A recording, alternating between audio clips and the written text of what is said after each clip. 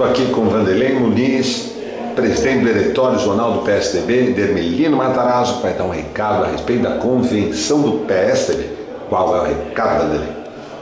Senhores e senhoras presidentes e membros dos diretórios jornais da minha região, que é da Leste, Leste 1, Leste 2 e Leste 3, é fundamental que vocês se engajem até o dia 24 para a nossa convenção do partido. Vai ser no dia 24. Vai ser dia 24, agora de julho. É importante que consolidamos a candidatura do nosso futuro prefeito e já prefeito João Dória. Mobilizem-se, chame os delegados.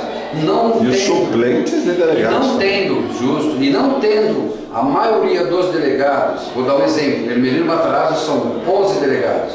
Nós temos 2, 3 que era da outra chapa.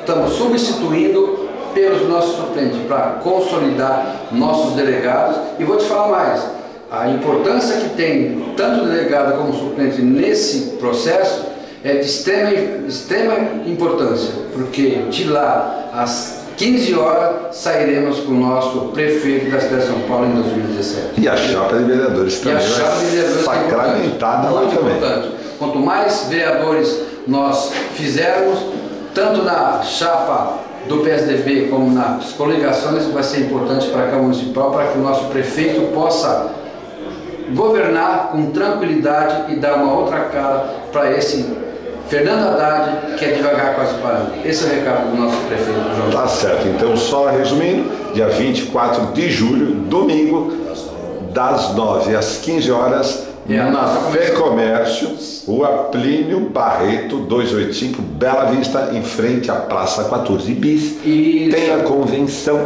do PSDB. Isso, Farid, é aquela rua lateral a 9 de julho. Vamos todos juntos. Militância unida jamais será vencida. Como é que é o símbolo?